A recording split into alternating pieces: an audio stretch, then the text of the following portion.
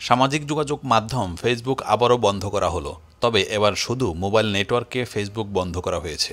Mobile নেটওয়ার্কে Russia ভিত্তিক messaging app টেলিগ্রামও বন্ধ করা হয়েছে। কোটা সংস্কার আন্দোলনকে কেন্দ্র করে সহিংসতা শুরু হলে গত 17 জুলাই রাত থেকে 31 জুলাই দুপুর পর্যন্ত মেটার platform Facebook, Messenger, WhatsApp, Instagram বন্ধ ছিল। 31 জুলাই বেলা দুপুর 2টার পর থেকে তা আবার চালু হয়।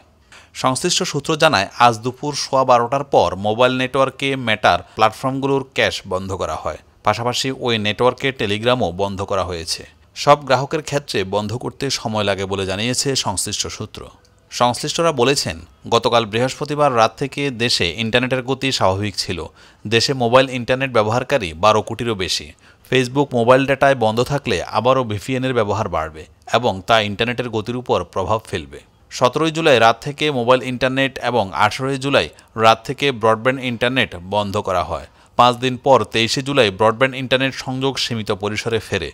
10 দিন পর 28 জুলাই মোবাইল ইন্টারনেট চালু হয়। কিন্তু বন্ধ ছিল mobile platform Facebook, Messenger, WhatsApp ও ইনস্টাগ্রাম। এছাড়া টিকটকও বন্ধ রাখা হয়। অন্যদিকে ব্রডব্যান্ড সংযোগে ইউটিউব চালু থাকলেও মোবাইল ডেটায় তা বন্ধ ছিল। ডাক, টেলিযোগাযোগ ও তথ্য প্রযুক্তি প্রতিমন্ত্রী জুনায়েদ আহমেদ পলক কোটা সংস্কার আন্দোলন ঘিরে সহিংসতা ছড়িয়ে পড়ায় ফেসবুকের ভূমিকার কথা বলেছিলেন। ঘটনার ব্যাখ্যা চেয়ে এইসব প্ল্যাটফর্মের কাছে চিঠি দিয়েছিলেন। তিনি 31 জুলাই ফেসবুকের সঙ্গে অনলাইনে বৈঠক করেন।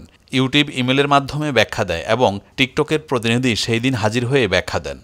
আন্দোলনের মধ্যে সরকার ফেসবুক, টিকটক, ইউটিউবের কাছে কন্টেন্ট সরানোর অনুরোধ করেছিল।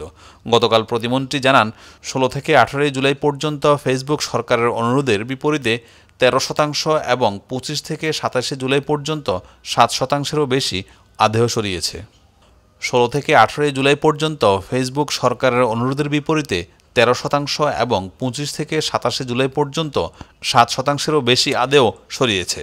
ইউটিউব 17 থেকে 26 জুলাই পর্যন্ত সরিয়েছে 21%, টিকটক সরিয়েছে প্রায় 68%।